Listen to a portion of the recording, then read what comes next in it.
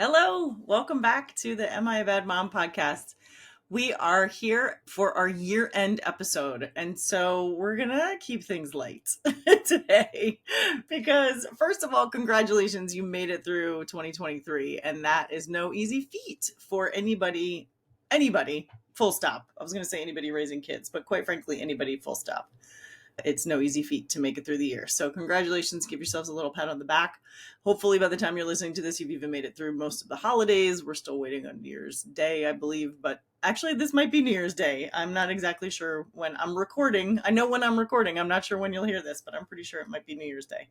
So we're going to talk about year-end stuff. We're going to talk, really, this is just going to be kind of one big, long me time episode. It's a little self-indulgent. I get to talk about one of my favorite topics, which is Hallmark holiday movies.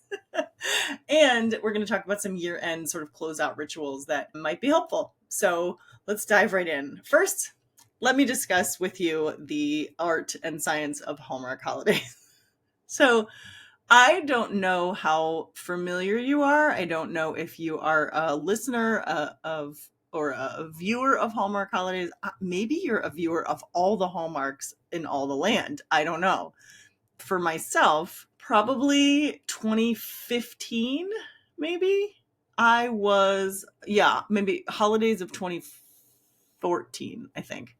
I was finishing up a graduate degree, my second one, my second master's. And it was the first time I had had any time. Actually, I don't even know if I had time off. I think I was supposed to be finishing the semester and I just decided I had time off. My second master's degree, I went 12 months a year, 50 weeks a year, I think. We had 2 weeks off, but it was not around the holidays. It was like arbitrary weeks in between when, I don't know, it was like weird times off. I was pretty burnt out is the bottom line. And I don't even know how. I think I just got sick of watching football on Sundays with my husband because at that point, we don't live near where our team is. And so we had that red zone thing that you could pay for on cable. I don't know if you're familiar, but it was like so the red zone in football is the like scoring and coloring books. I had decided that coloring was going to be the thing that saved me. So sitting there coloring while watching, and I should put watching in quotes because the movies were on, but I was mostly coloring and sort of tuned in every once in a while to these Hallmark movies, mostly because the hype had begun, but not really. It was really more friends of mine that were still online influencers were talking about them. And so I was like, all right, I'm going to watch some of these things. And they were like mindless, easy, predictable. They did not require anything from my brain, which I had just spent 2.5 years in school doing really hard things. And so it was kind of a nice release to just color some pretty pictures of flowers and watch these movies that needed your brain not at all. And then I got through the whole season and realized like and by season, I mean, I probably started this ritual in like December, every Sunday of December, essentially back then. Now I think they start in like October. Anyway, I got through it. And then the next Christmas season rolls around. And I am feeling like, gosh, I felt really good last year doing this. So I'm going to like get into it again. And then at that point, one of my youngest friends was watching them with his mom. And so he would sometimes come join me. Like it just became sort of this kind of part joke, part like predictable ritual in our house around the season that we would be watching these movies. I then started recording them on a DVR because I got sick of commercials because it really was the only thing I watched on regular television at that point was these movies. So I was like not used to having to watch commercials anymore. So I started recording them and then I would be like a week behind everybody else. I would watch the ones from the week before. I never watched them at the right time because I wasn't like available on Saturday night to watch a brand new movie. So I always saw replays.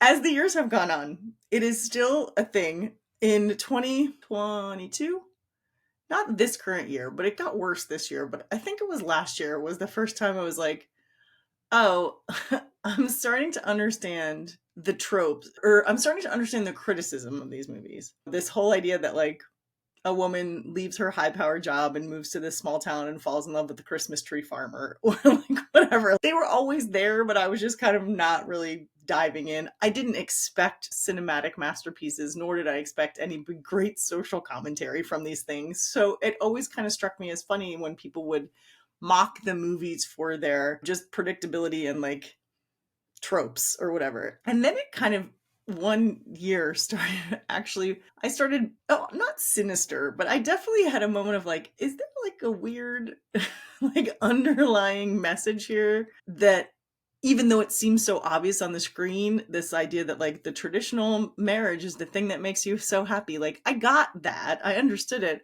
but I think I just didn't think anything of it. Like nobody was really taking this to mean anything.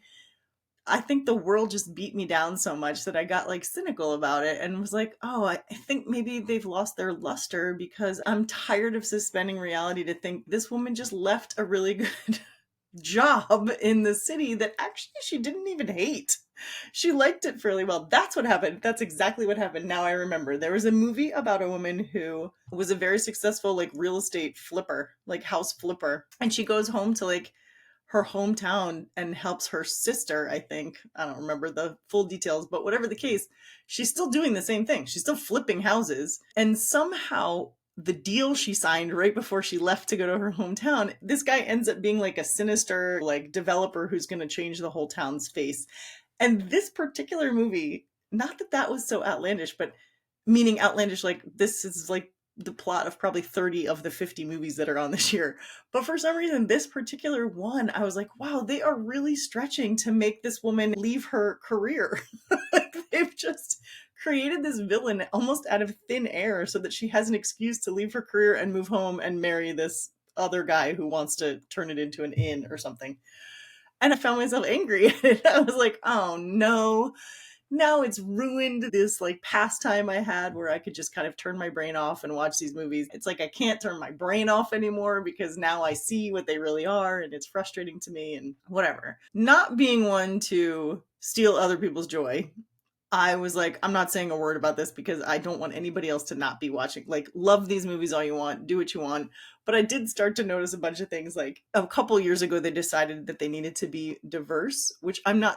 This is not the problem I have. They're right. They do need to be diverse, but they just are so ham handed about it. They'll be like, the Jewish movie, the movie with people of color, the movie. So, like, rather than just diversifying the casts that they already have or the movies that they already have, they were like, okay, we need a movie about Hanukkah. Check. Okay, we need a movie with Black people. Check. Like, they just did it so poorly that I'm laughing because it was like, oh, Hallmark, we see exactly what you're trying to do, and you're not doing such a great job about it. And so that was, add that to the list of things I started to notice that I was like, oh boy, these movies might actually be problematic more than fun. Again, I didn't say anything because I'm like, other people should love it. And I still watch them from time to time. I just have a more difficult time choosing the ones that I like now. And another thing happened in all of these years of me and my Hallmark journey. Netflix started creating at least one or two a season. And I kind of discovered that by accident a few years ago. I was baking cookies. We don't have a TV in our kitchen, but I wanted to stream. I wanted Christmas movies. And I was like, I have no way of watching Hallmark in my kitchen. This is at the time, this is years ago. And I happened to find a holiday movie on Netflix. And so now I've realized, and maybe they've been doing it all along, but I've realized like at least one a year, they create a new movie and they are 1,000 times better. Like the quality of the movie is better. The actors are usually people you recognize, not just from those movies. The stories usually, I mean, they're still holiday movies, so they're tropey, but they're just less tropey, if that makes sense. And so that happened also, and I've started looking for those. They don't produce them in nearly the volume that Hallmark does, though, so you're not getting like 2 to 4 new ones every weekend. That said, it's always nice to include a couple of those. So my point is, I still watch them. They are still a fun, like, escape for me most of the time. I just now turn them off a little more than I used to. I don't stick it out if I'm not pulled in right away. So I'm going to share some of them with you that I have been pulled in right away. Like I have an all-time favorite on here. I have an all-time favorite that I can't remember the name of, but I also have an all-time favorite I do know the name of. And then I have some from the year 2023 that I really liked too that you can definitely go back and find because they'll play them through New Year's. But yeah, anyway, that's my Hallmark history. That is my journey with the Hallmark movies. It is how I've come sort of not quite full circle because I'm still watching them, but I'm much more discerning on which ones I watch. Ironically, I often really like the ones that they put in there for diversity's sake. Like the Hanukkah ones are still they're just not great because they're so contrived. Like, I know they're all contrived, but they just try so hard for the Hanukkah ones that I'm like, this is hard to watch. Like, it's hard to not feel bad about it when you're watching it. Yeah. So, but the ones that they're getting a little better. I noticed in 2023 they had much more diverse casts in all of the movies. It wasn't just like, oh, here's one movie about people of color, or to throw in here this season. They're a little more diverse within the cast. They still have a problem with the Hanukkah piece, but they're getting there. Hopefully they'll get there next year. But I noticed sort of overall, they're getting better at having diverse casts in all the movies instead of just saying, like, here's our diverse cast and putting all the people of color in one movie. That's getting a little better. It's not great yet, but it's getting better. So let me share some of my faves with you. So this year, I watched, there are 4 really, I guess, this year on Hallmark, and then I have one Netflix one for you too. 4 on, oh no, 5. I just remembered another one, which actually might be my favorite, that I have not only watched all the way through, but actually enjoyed the whole time. A lot of that is because of cast. Like, I will be honest, I'm a little bit drawn toward certain actors and actresses that I just like. And so their movies always seem to be a little bit higher quality to me than the others. Not everyone. One of these on here I didn't know anybody in, and it was just cute. But the one that I forgot to put on my list that I'm just now remembering was Christmas at, oh, I'm going to forget the name of the place because it's the big, huge, beautiful hotel manor thing in Asheville, North Carolina. The Biltmore. Christmas at the Biltmore was just on, and it had Bethany Joy Lenz, who is from One Tree Hill fame. And then the actor, I'm not going to remember his name, but he's dreamy and adorable and has been in a couple other TV shows I've liked in the past. And so it's silly and as tropey gets. There's time travel involved. It's silly, but it's just beautifully shot because it's at the Biltmore. And it is, 2 really great actors that you just love to see. So that was a fun one. The other one with 2 actors that you love to see, speaking of throwbacks from TV shows of old, it was called A Merry Scottish Christmas. Also so silly, but also beautiful because I don't know if it was shot on site or not. Usually I Google, like, where was this filmed? And they're almost all in Canada. But I think this one maybe was actually at this castle that they're supposed to be in. If not, they did a really great job pretending it was. It was a really pretty movie. And it has Lacey Chabert and Scott Wolf from Party of 5. So, and they're still brother and sister, so don't worry. I know a lot of people got very nervous when they saw the ads for this movie that they were somehow going to be romantically involved, and we all were a little creeped out because we know them as brother and sister from this TV show of our youth. But no, they are still brother and sister, so never fear. It's not creepy. And this one does a really funny job. Hallmark, one thing they have gotten good at is kind of like sort of quietly poking fun at themselves in some of these movies. So like recognizing the tropes and like talking about silly things that happen in every single movie. They'll sort of reference it. And this does a good job of that. Like there's a guy in it as like an extra, like just a very tiny character who was in another movie with Lacey Chabert, and they do like a, oh, you look so familiar kind of thing, which is cute. Like they've definitely gotten a little lighter about, they know who they are and they know what they produce. And so they've gotten a little cute about including that in some of their movies. So that one's called Merry Scottish Christmas. And then the other ones were just fun. They were just fun. They were some of the better storylines and some of the better acting and some of the better shot. Like my husband even watched part of one of them with me, and he goes, this actually looks like a real movie. Which can tell you how we feel about them generally speaking. But that one was called, I think, Holiday Road was that one. And then there's a cute one called Navigating Christmas, where they go and take over an old lighthouse. It's cute. And then Holiday Hotline, which is, again, I don't recognize any of the actors in any of these, but Holiday Hotline is about a woman who runs like the turkey hotline and ends up falling in love with some guy who calls in. So those last 3 that I just mentioned are a little more traditional Hallmarky in that they're tropey and cute. And although my brother would be disappointed, I don't think there's a gazebo in a single one of them. He always talks about the gazebo in the Hallmark movies. So I don't think any of these had a gazebo in them, but Merry Scottish Christmas and Christmas at the Biltmore are a little more, I don't know, high quality maybe, but definitely actors you recognize, which is always fun. I have a favorite one called Crown for Christmas, which I tend toward any royal ones because they're so fake that you can completely suspend belief. And so I don't worry about feminist self getting angry that the woman's giving up her career or something, or, one of those things. I'm like, oh, it's a prince. Great. They're going to get married and she'll live in a castle and it's good times. Like, I'm all in on the royal ones. But Crown for Christmas is a few years ago. It's Danica McKellar from TV when we were kids. And yeah, it's cute. It's pretty shot. The prince is gorgeous. So he's nice to look out for an hour and 15 minutes. But that's cute. And that's always on. It's from, I want to say like 2017 or 2018 or something, but it's always on. So in the daytime, you can find it whenever. So you could probably find it today if you go on there. It's called Crown for Christmas. That's an all-time favorite. There's another one that I never remember the name of. My daughter always has to tell me.